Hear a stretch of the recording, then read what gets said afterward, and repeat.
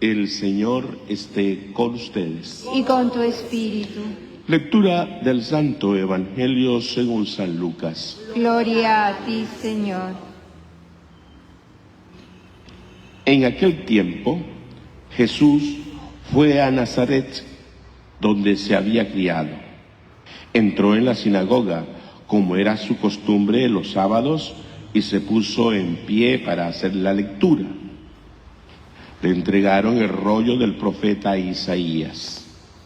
Desenrollándolo, encontró el pasaje donde estaba escrito: El Espíritu del Señor está sobre mí, porque Él me ha ungido.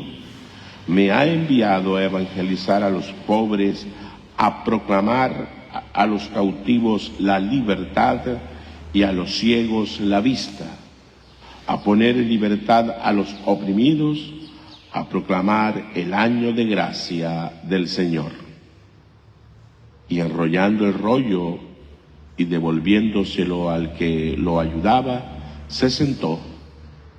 Toda la sinagoga tenía los ojos clavados en él, y él comenzó a decirles: Hoy se ha cumplido esta escritura que acaban de oír. Y todos le expresaban su aprobación y se admiraban de las palabras de gracia que salían de su boca. Y decían: ¿no es este el hijo de José? Pero Jesús les dijo: sin duda me dirán aquel refrán: médico, cúrate a ti mismo. Haz también aquí en tu pueblo lo que hemos oído que has hecho en Cafarnaúm. Y añadió: en verdad les digo que ningún profeta es aceptado en su pueblo, pues puedo asegurarles que en Israel había muchas viudas en los días de Elías, cuando estuvo cerrado el cielo tras 3 años y 6 meses, y hubo un gran hambre en todo el país. Sin embargo, a ninguna de ellos fue enviado Elías, sino a una viuda de Sarepta en el territorio de Sidón. Y muchos leprosos había en Israel en tiempos del profeta Eliseo. Sin embargo, ninguno de ellos fue curado, sino Naamán el sirio.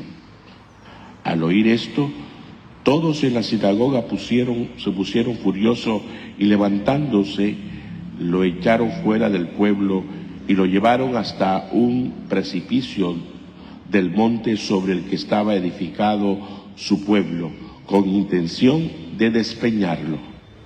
Pero Jesús se abrió paso entre ellos y siguió su camino. Palabra del Señor.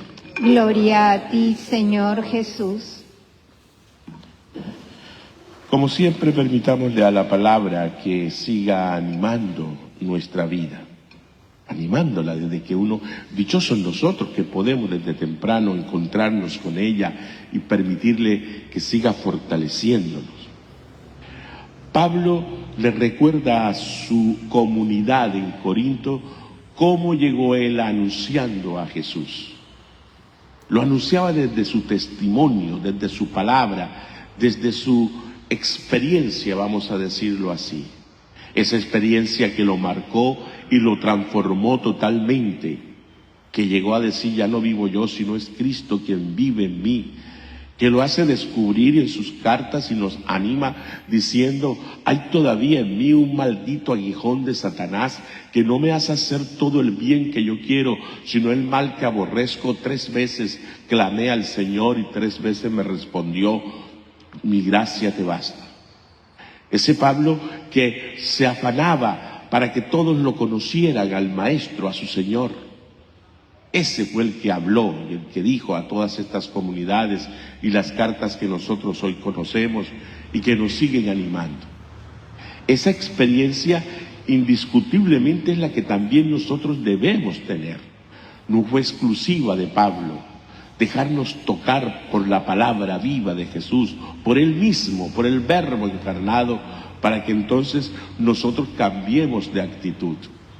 Ayer el Señor nos recordaba que no es lo que entra en el corazón del hombre lo que hace daño, sino lo que sale. Y si Él se forma en nosotros, como diría mi padre fundador Juan Neudes, si lo dejamos que se forme en nuestro corazón, de dentro salen las cosas buenas que tienen que salir. De dentro salen todos esos sentimientos que son necesarios para la concordia y la paz.